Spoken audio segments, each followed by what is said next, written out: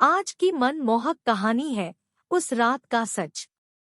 महेंद्र को यकीन था कि हरिद्वार थाने में वह ज्यादा दिनों तक थानेदार के पद पर नहीं रहेगा, इसीलिए नोएडा के थाने में तबादला होते ही उसने अपना बोरिया बिस्तर बांधा और रेलवे स्टेशन चला आया।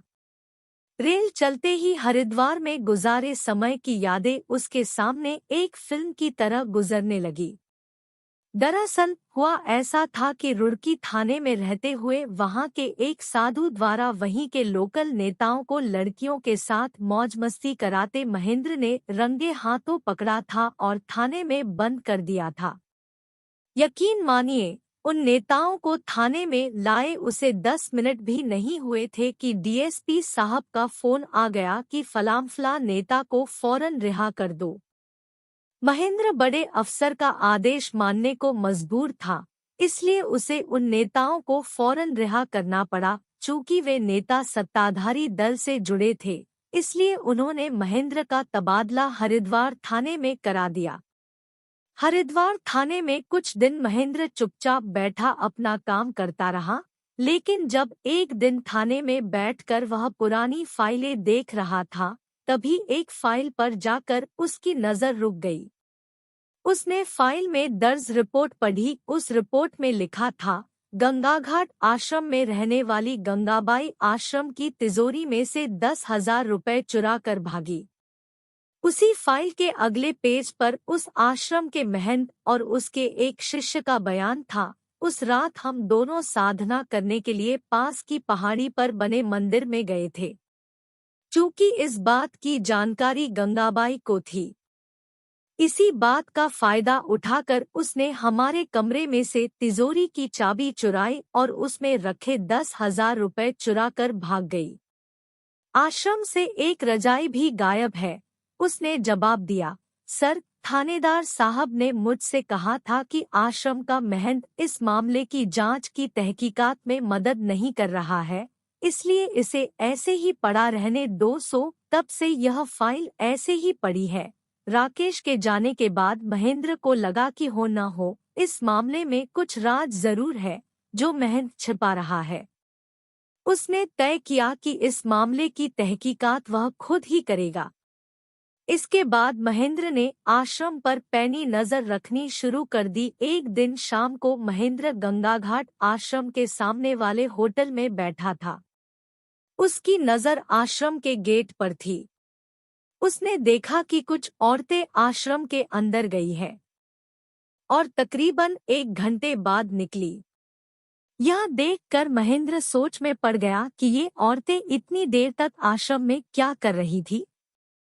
जैसे ही वे औरतें आश्रम से बाहर निकलकर होटल के पास आईं, तभी महेंद्र ने उनमें से एक औरत से पूछा, बहन जी, क्या आश्रम में बहुत से मंदिर हैं जो दर्शन करने के लिए बहुत देर लगती है? वह औरत हंसी और बोली, भैया, आश्रम में तो एक भी मंदिर नहीं है। हम तो महंत जी के पास गई थी। वे लाइलाज बीमारियों का इलाज भी मुफ्त में करते हैं। महेंद्र ने आगे पूछा, बहन जी, आप इन महंत जी के आश्रम में कब से आ रही है? वह औरत बोली, आज तो मैं दूसरी ही बार आई हूँ, लेकिन महंत जी कहते हैं कि तुम्हारी बीमारी गंभीर है। तुम्हें ठीक होने में 4 से 5 महीने तो लग ही जाएंगे। इतना कहकर वह औरत चली गई। एक दिन शाम को महेंद्र ने एक पुलिस वाले को उस आश्रम के बाहर बैठा दिया और उससे कहा, कोई औरत अंदर से बाहर आए तो उसे लेकर तुम मेरे पास आना। उस दिन रात के 8 बजे वह पुलिस वाला एक 30 से 32 साला औरत को लेकर महेंद्र के घर आया। महेंद्र ने उसे बैठने के लिए कहा, नहीं सर, दरअसल मेरी शादी हुए तकरीबन 7 साल हो गए हैं और अभी तक मेरी गोद नहीं भरी है। मेरे महल्ले की एक औरत ने मुझे बताया कि तू गंगाघाट आश्रम के महंत के पास जा, कुछ ही दिनों में तेरी गोद भर जाएगी, इसलिए आज मैं पहली बार वहां गई थी। महेंद्र ने उससे यह जानकारी ली और उसे इस तस्दीक के साथ जाने के लिए कहा, मैंने तुमसे जो जानकारी ली है, यह बात तुम किसी को मत बताना, यहाँ तक कि महंत को भी नहीं। उन दोनों औरतों से मिली जानकारी संकेत दे रही थी कि हो न हो उस आश्रम में कोई अपराध का अड्डा जरूर चल रहा है। महेंद्र ने गंगा घाट आश्रम में हुई चोरी की घटना की तहकीकात जोर शोर से शुरू कर दी। एक बार जब महेंद्र इसी सिलसिले में महंत से मिलने आश्रम गया तो उसने उसे इस मामले पर हाथ ही नहीं रखने दिया और बोला, जाने भी दीजिए, 10,000 रुपए कोई बड़ी बात नहीं है, आप तो चाय पीजिए। उसकी होशियारी देख महेंद्र के मन में शक और भी गहरा गया। एक दिन रात को जब महेंद्र गश्त के लिए निकला तो देखा कि वह महंत अपने शिष्य के साथ पहाड़ी पर जा रहा था। उसके पहाड़ी पर जाते ही महेंद्र गंगाघाट आश्रम के अंदर पहुंचा। वहां उसे भोलाराम नाम का एक आदमी मिला। तुम यहाँ क्या करते हो? महेंद्र ने पूछा। सर, आप मुझे इस आश्रम का मैनेजर भी कह सकते हैं और चौकीदार भी। सच तो यह है कि यहाँ का सारा काम मैं ही संभालता हूँ। अब मेरी उम्र 70 पार हो चली है, इसलिए समय काटने के लिए मैं यहाँ रहता हूँ। मैं ईमानदार आदमी हूँ, इसलिए महंत ने मुझे अपने पास रखा है, उस आदमी ने बताया। तुम ईमानदार हो और सच्चे भी लगते हो। अच्छा, यह बताओ कि तुम्हारे आश्रम में रहने वाली गंगाबाई कैसी औरती थी? क्या वाकई वह चोरी कर सकती है? महेंद्र ने पूछा। वह आदमी बोला, सर, मैं आपसे झूठ नहीं बोलूंगा। दरअसल गंगाबाई इस आश्रम में झाड़ू पोछे का काम करती थी। वह सुंदर तो थी ही, लेकिन जवान होने से कामकाज में बहुत तेज भी थी। जब मैं नया इस आश्रम में आया तब गंगाबाई ने ही मुझे बताया था कि महंत जी का नित्यक्रम एकदम पक्का है। वे सुबह मुझसे एक गिलास दूध मंगवाते हैं, फिर उसमें अपने पास रखे काजू बादाम और अन्य मेवे मिलाते हैं और उसी का सेवन करते हैं। फिर दोपहर में केवल 2 रोटी खाते हैं।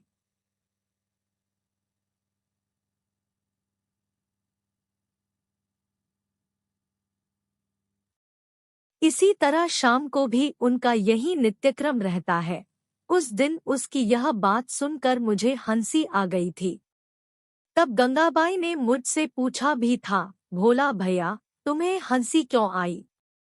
सर, मुझे हंसी इसलिए आई थी कि उसकी बात सुनकर मैं सोच में पड़ गया था कि एक दिन में 2 से 2 गिलास मेवे वाला दूध पीकर यह महंत उसे हजम कैसे करता होगा, क्योंकि वह अपने कमरे से कभी कभार ही बाहर जाता है।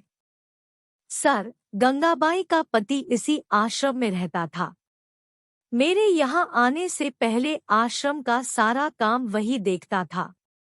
कुछ दिनों से मैंने उसमें एक बर्ताव देखा था कि वह रोजाना रात को शराब पीकर आश्रम में आने लगा था। तब मेरे मन में सवाल भी उठा था कि उसके पास शराब पीने के लिए पैसे कहाँ से आते हैं। एक दिन मुझसे रहा नहीं गया और मैंने गंगाबाई से पूछ ही लिया, बहन, तुम रोजाना अपने पति को शराब पीने के लिए पैसे क्यों देती हो? तब वह बोली थी, भोला भैया, मेरे पति को शराब पीने के लिए पैसे मैं नहीं देती हूँ, बल्कि खुद महंत जी ही देते हैं। उस दिन उस आदमी के मुंह से ऐसी बातें सुनकर महेंद्र भी दंग रह गया था। एक दिन मुझसे रहा नहीं गया और मैंने गंगाबाई से पूछ ही लिया, बहन, तुम रोजाना अपने पति को शराब पीने के लिए पैसे क्यों देती हो?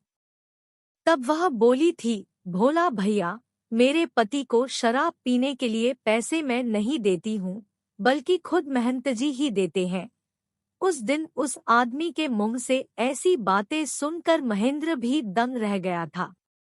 उस आदमी ने आगे बताया, एक दिन जब रात को गंगाबाई का पति शराब पीकर आया, तब महंत जी ने उसकी सरेआम पिटाई की और आश्रम के गेट से उसे बाहर धकेलते हुए कहा, तू रोजाना शराब पीकर आश्रम के नियमों को तोड़ता है। अब तू इस आश्रम में नहीं रह सकेगा। आज के बाद तू मुझे कभी अपना मुंह मत दिखाना। सर, उस रात उसका पति जो इस आश्रम से गया तो आज तक उसका पता नहीं चला कि वह कहाँ है, जिंदा भी है या नहीं। गंगाबाई भी अपने पति के साथ यहाँ से जाना चाहती थी, लेकिन उसी दिन महंत का एक शिष्य आश्रम में आया और उसने महंत जी को कहकर उसे आश्रम से नहीं जाने दिया। महंत और उसका शिष्य रोजाना मेवे वाला दूध गंगाबाई के हाथों से पीते रहे। एक दिन महंत जी ने मुझसे कहा, कुछ दिन के लिए तुम अपने ऋषिकेश वाले आश्रम जाकर रहो और वहाँ का इंतजाम देखो। सर, समय कब रुका है जो रुकता? मैं 1 महीने बाद दोबारा इस आश्रम में आ गया। एक दिन महंत जी ने मुझसे कहा, कुछ दिन के लिए तुम अपने ऋषिकेश वाले आश्रम जाकर रहो और वहाँ का इंतजाम देखो। सर, समय कब रुका है जो रुकता? मैं 1 महीने बाद दोबारा इस आश्रम में आ गया। एक दिन सुबह सुबह गंगाबाई दौड़ी दौड़ी अपने कमरे से बाहर निकली और बाथरूम में जाकर उल्टियां करने लगी। जब उसकी इस हरकत पर महंत जी और उनके शिष्य की भी नजर पड़ी, तब शिष्य बोला, गुरुजी, कुछ गड़बड़ लगती है। गंगा सुबह से कई बार उल्टियां कर चुकी है। मुझे लगता है कि वह पेट से हो गई है। शिष्य के मुंह से ऐसी बात सुनते ही महंत के माथे पर पसीना आ गया।